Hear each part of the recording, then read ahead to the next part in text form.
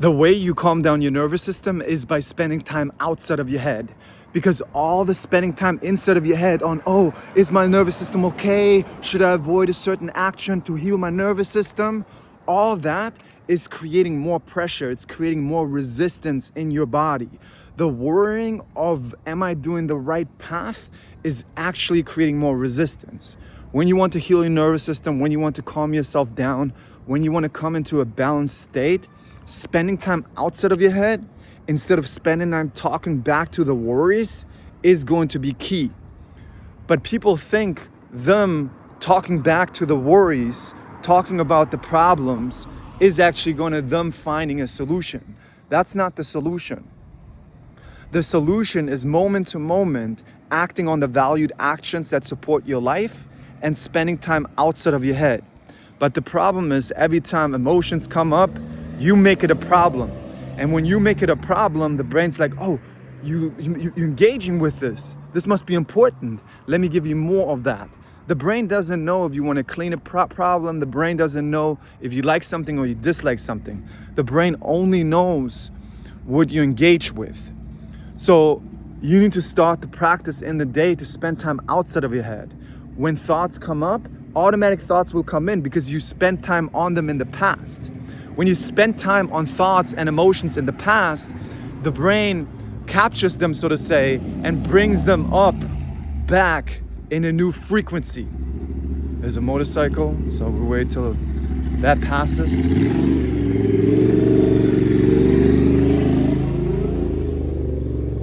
They bring them up in a frequency, and if you believe them, if you identify with them, you give weight to them and you make them real. And then you talk back to them as if it's real, but it's not real. It's just patterns. So by you trying to fix the problem, by you trying to find the problem, you actually create more of the problem, which is you're building all that resistance because you're spending all that time inside of your head. Think about it. All people that overthink, spend time inside of their head, they're always stressed.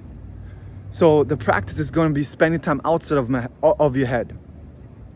In my book, the Emotional Fitness book, I talk about the no brain method. When you say, when thoughts come, you want to practice during the day to be aware of them, right? So, suddenly you see them and you're like, no brain, we're walking right now. In that moment, you shifted your focus from the brain stuff to the present moment. Not only that, by saying no brain, you show yourself that you are not the pattern. You differentiate yourself to the pattern, which is called cognitive diffusion. So when you say no brain, I'm doing chest press right now. No brain, I'm looking at the squats right now. No brain, I'm walking right now.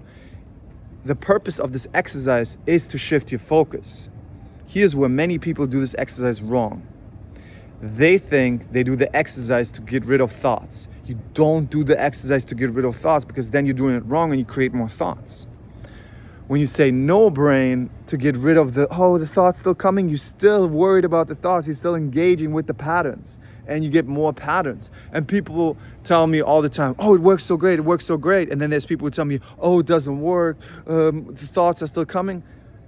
Yes, you're telling me literally in your question why the thoughts are still coming. You are hating on the thoughts. You are worrying that the thoughts are still coming.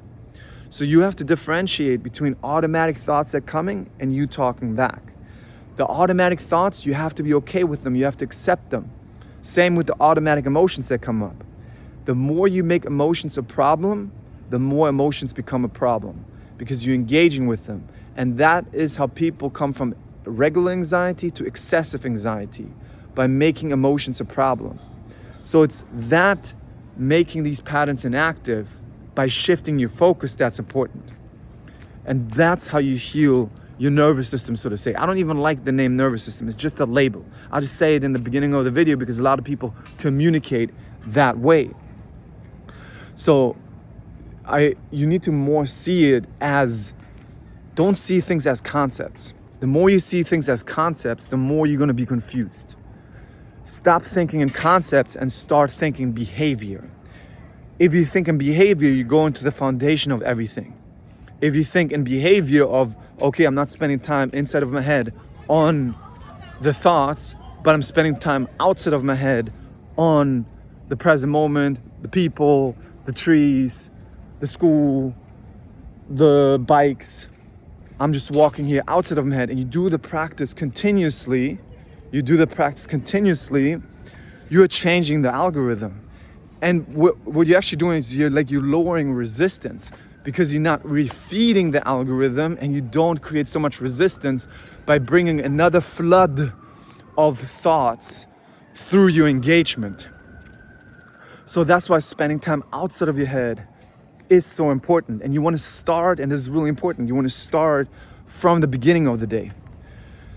Because if you, in the beginning of the day, wake up and you ruminate about problems, you ruminate about your ex, you ruminate about anything, like fill in the blanks, right? The brain's like, oh, we're going to do this all day? Okay, cool. And it accumulates more and more thoughts, and then a momentum is created. And this is really important, this word momentum, right? The momentum is created, and it's like a snowball effect that gets bigger and bigger. The snowball gets bigger and bigger. And then it's so hard for you in the middle of the day or at the end of the day to shift course, all right? But if you start in the beginning of the day to spend time outside of your head, you can get a positive momentum.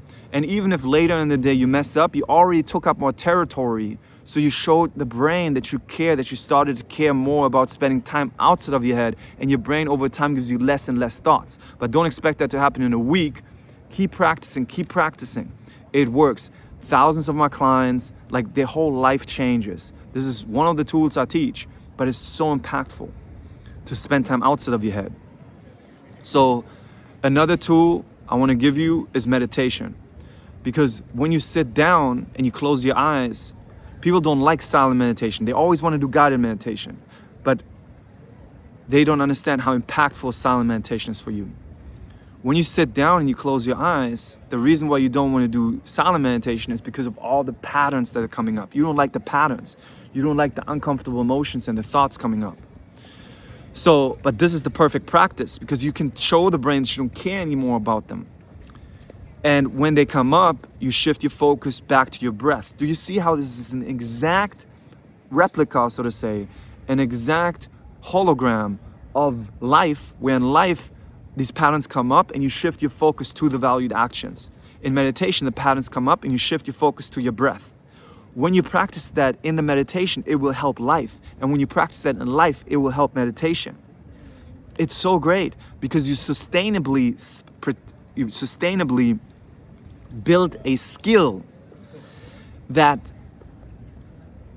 builds a strength that keeps you naturally more in the present moment, instead of having like a placebo effect from some teaching. I used to do all kinds of teachings, and they gave me like a lot of them placebo effects for like 2 weeks. Oh, it was great. But this practice is the first practice, emotional fitness and mental focus, that gave me sustainable strength, right? When Mark Freeman taught me that, I kept practicing. With such, I understand it's challenging in the beginning, but on some point it's like, oh, things get easier and easier, and then they get sustainably easier. And sometimes it's almost like effortlessly easy, because you practice the habit so much. Like you practice moving forwards with the wrong feelings.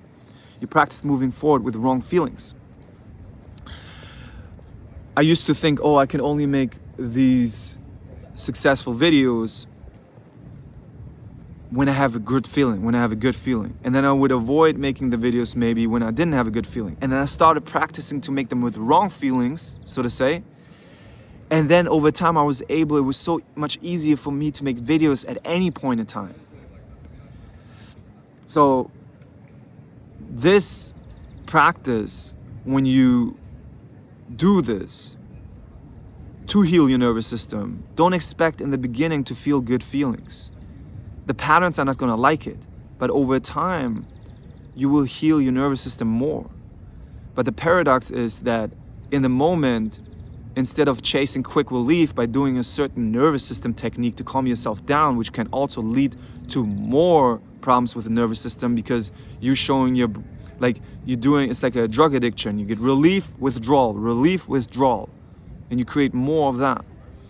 Instead of that, you practice bringing your focus outside of your head and not trying to fix feelings, allow feelings, accept them. And your brain a lot of times don't like it and will give you more thoughts and will give you more emotions. And you have to stay strong. You have to keep moving forward and spend time outside of your head. But this is how you develop emotional fitness. And this is actually over time how you build a sustainably healed, so to say, nervous system. I don't like the word sustainably healed nervous system. How you balance out your system and how you build emotional fitness and mental focus, which makes you over time so much calmer because you have a bigger emotional space and a bigger mental space. If you guys want to go deeper on this, really step by step, learn how to find your values, learn how to meditate to get emotional fitness, learn how cognitive diffusion, which is the differentiation between you and your brain, check out my emotional fitness book. It's only available in the link in the description. You don't get it on Amazon, you don't get it anywhere else. And I put so much work in it, I put so much heart in it. People's life changes with this book. It's in the link in the description. Let me know how you enjoyed this video. Let me know what other videos you would like to see, and I'll talk to you guys soon.